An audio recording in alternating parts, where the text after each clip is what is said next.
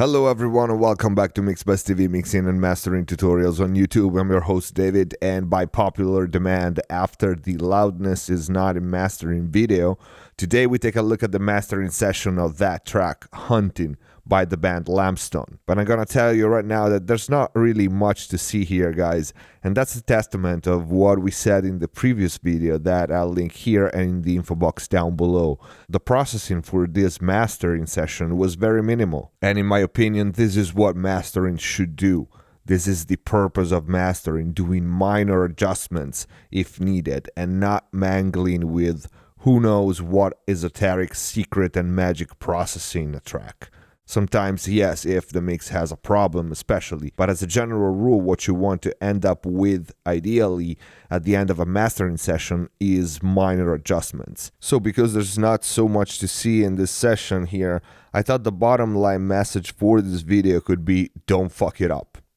Which really is the number one rule in mastering, but not only. In mixing too, if you have good material to start with, the first thing you have to make sure is, don't fuck up. Trying to do too much, right? Don't walk into a mastering session with the preconceived idea that you're gonna do a bunch of shit just because you feel like you have to do that in mastering. Like mid-siding the shit out of it, open the stereo image, boosting lows, adding saturation, parallel this, split that, pile up gear. Just listen to the track and keep in mind that especially if you did the mix, whoever mixed it likes it. So the less you have to do, the better. The less the mix changes sonically, the better. Now again, if you spot problems, that's different. A fresh ear, a fresh perspective can reveal something that you missed before or the mixer missed before. Just don't believe the hype that mastering is a ton of processing. It's not. It shouldn't. At least this is the way I look at it. First of all, this session was all in the box. I used no hardware at all, which is not unusual really for me.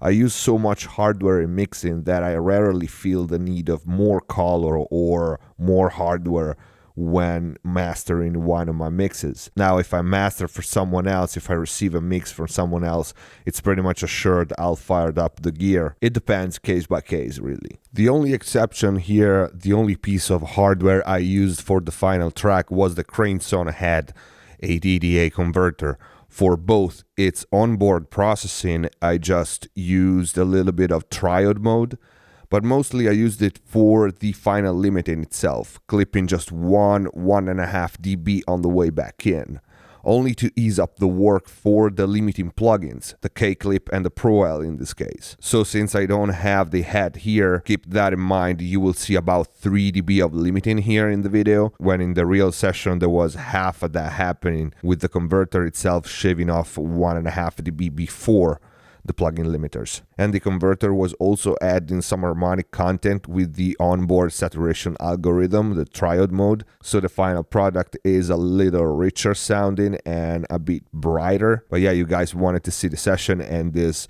wants to be just an example. So all in the box, let me start from the last insert, from the last processing, because that's how I do it. Unless the mix has a problem that I notice right away, whether it's balance, EQ, stereo image, that catches my attention and I have to fix it, the first thing that I do is the limiting. So I immediately get an idea of how much limiting, how much gain reduction the track needs to be brought to whatever level I'm required to bring it to. So I open up the meter, frequency analyzer, and I usually already know which limiter and or clipper are gonna be the right fit for a certain track, but I will try different ones. But by now I pretty much know which one I like for different genres. Among my favorites, the DGM Limitless, Pro-L, K-Clip, limiter number 6, and some others.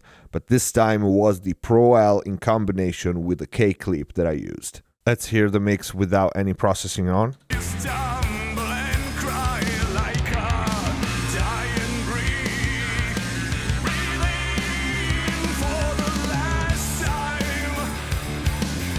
So the first one would be the Pro-L. This is the limiter I used for this track. And as you can see, there are 6 dB of gain, is in dynamic mode, and you can see the settings. I'm not level matching because this is what we are doing. We are bringing the level up. So with and without.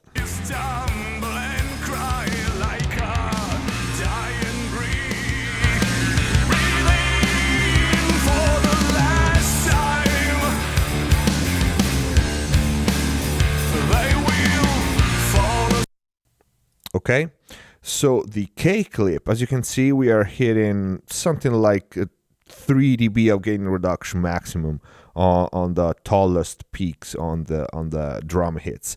And the function of the K clip here is to shave off a couple of dB before the signal hits the Pro L, so that the Pro L is not doing all the job by itself, it's not doing too much. And the K clip, as you know, is pretty transparent. You can see the settings here. In and out gain are linked, and I'm boosting 3.5 dB. Soften is at 0, and quality is all the way up to 32 oversampling.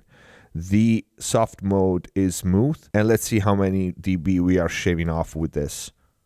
Stumble and cry like a dying breed, breathing for the last time. So we are about 2.8 on the highest peaks, and it's pretty transparent, and this just reduces the work for the Pro L in a transparent way.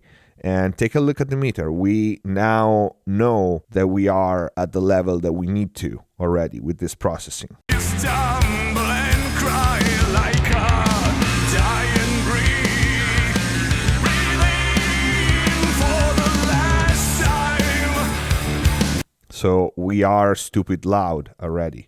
And this is what we needed for this track. Now, a couple of words on the processing. The K clip is shaving off a maximum of 2.8 dB, 3 maybe, as we can see from the meter. But these are occasional peaks. It is not doing 3 dB of reduction all the time. It is reducing the loudest peaks only. This is to avoid, like I said, the Pro L to do all the job by itself. On the Pro L, we have another 2 to 3 dB of reduction, and you can see the settings is in dynamic mode. Now, in this mode, it enhances transients before limiting. So specifically, it enhances percussive elements like kick and snare, helping them not to get lost because of the limiting. Now, this mode does introduce some distortion, but for this track, I had to go loud. It was a single and a certain level was required. I would have been okay with a couple of dB less, but it is what it is. I'm saying this because with Pro L in dynamic mode, what you have to pay attention to is if the distortion is masked enough. The distortion is going to be there. And on some tracks, some material will mask it better than others. On a more clean track, probably I would have used a different limiter. For example, like I said, the DGM limitless is one I like. But yes, this is what you have to pay attention to. The dynamic mode in Pro L is great. It can really help you bring up kick and snare when limiting, but it does introduce some distortion, so you have to pay attention if it's masked enough or not, if you can get away with it or not. And that depends on the material you're working on. Now, after having the limiting set, we brought the track to the required RMS level. I listened for what the limiting changed in terms of balance, frequencies, etc., and process accordingly, trying to minimize the damage and enhance the track if possible. So let's go to the first slot, which is the Brainworks Digital EQ doing what it does best for me. Gentle high shelf boost. In this case, 1 dB at 16K was enough to open up the top end, as the Neve 542s do roll off the high end gently in 15 IPS mode, which is the mode I use it on the tubas. So let's hear with and without.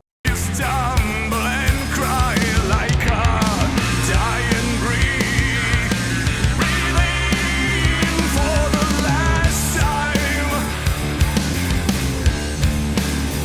They will fall asleep and seal their door. Whatever breaks you down, whatever goes this year. Not a night and day difference, but it opens up the top end, and that's all I needed here. The next processing is the Pro Q2 Fab filter, and the next one might look silly, but again, for me, mastering is and should be details and precision. The Fab Filter Pro Q is doing 0.3 dB boost around 1.7K with a fairly wide bell. This brings up the vocals, the guitars, and the snare, and everything that helps with the perception of loudness in the high-mid range and clarity. And again, less than a half dB was enough to open things up. Along with that, there's this narrow cut of 0.2 dB at 73 Hz, which, as you will hear, is a slightly resonant overtone in the bass and kick in the low end in general that just needed this little cut, but there's also a lot of energy there, so I didn't want to remove too much. Minus 0.2 dB is what I ended up with. Let's listen to it.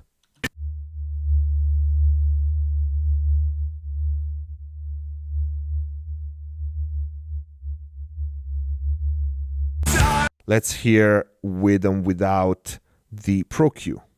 Stumble and cry like a dying breed, breathing for the last time. They will fall asleep and seal their door. Whatever breaks you down, whatever goes this tears. Again, is a minor adjustment, but this range is so critical to get right.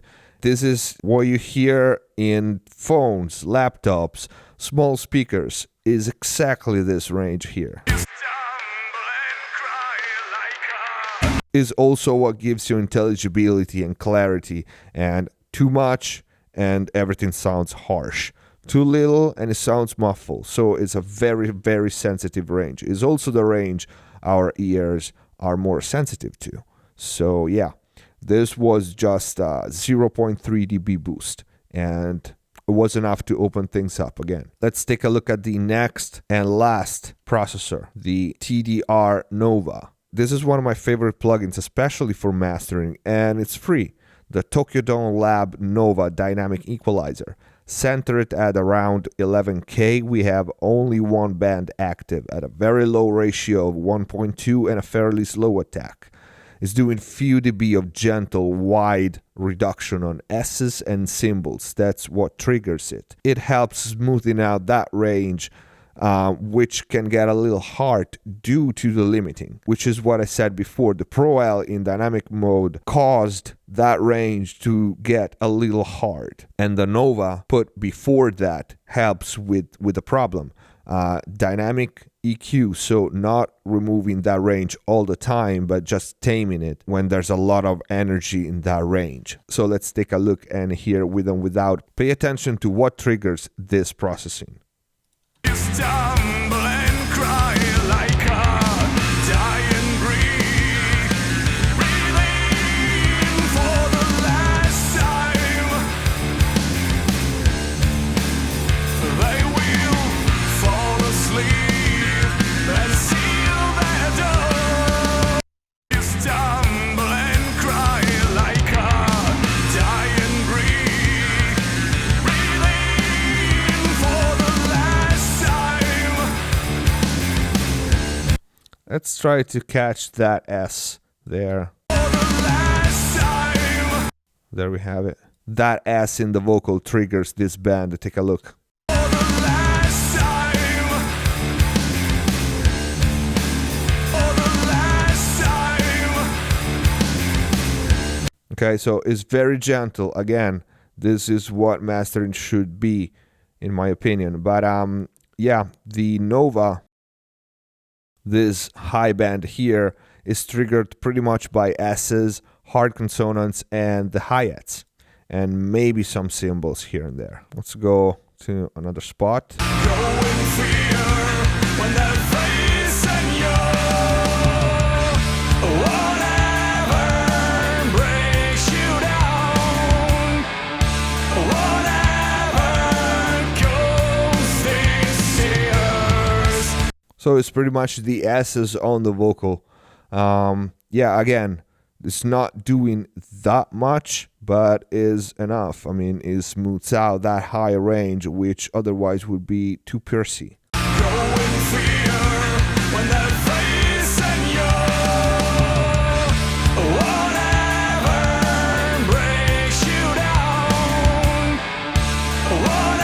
So we are loud and as good sounding as we can.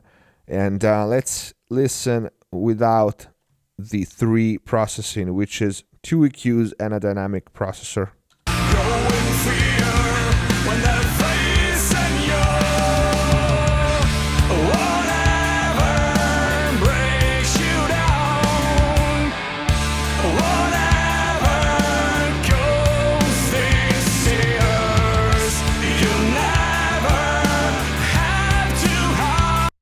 And just for the sake of the video, let's level match this and hear the difference with and without all the processing, including the K-clip and the Pro L.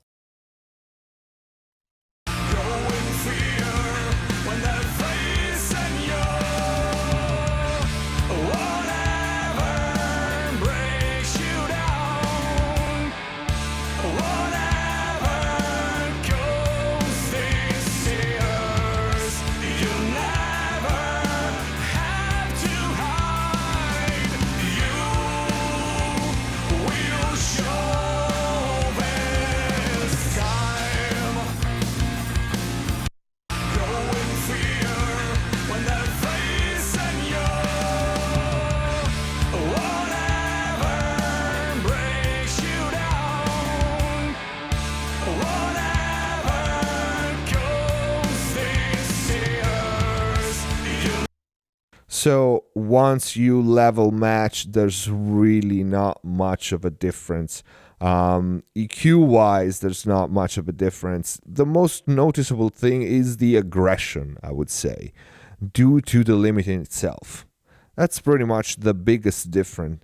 And everything else, as you can see, is to try to contain the damage. That's pretty much it. Again, I would have been okay with a tad less level, but this was a single and all. So, and again, keep in mind that the limiting happening on the plugins here is more than what it was in the actual session in studio, as the head ADDA converter was doing some of the limiting itself, taking some of the work off the limiting plugins. So I'm not going to repeat what we said in the previous video. Mastering really should be minor adjustments.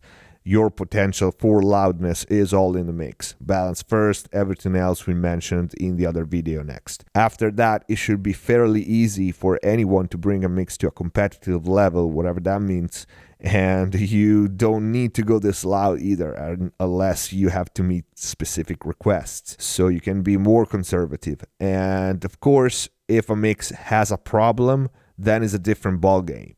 If you're working on a 2-track and you don't have access to the mix, then the processing and mastering will most likely be more heavy-handed and aimed at solving whatever problems the mix has. And the difference between mix and master might be more obvious in that case. But that's again a different scenario. And if I find some material I can share, I'm allowed to play, I might try to find a session in which I had to do more work, more problem solving, and show it to you guys.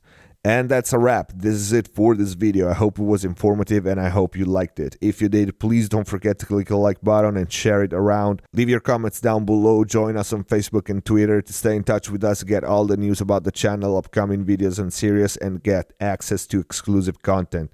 Keep supporting Mixbuzz TV by sharing the videos and spreading the word on blogs, forums, social media. Subscribe if you haven't already, and see you next time.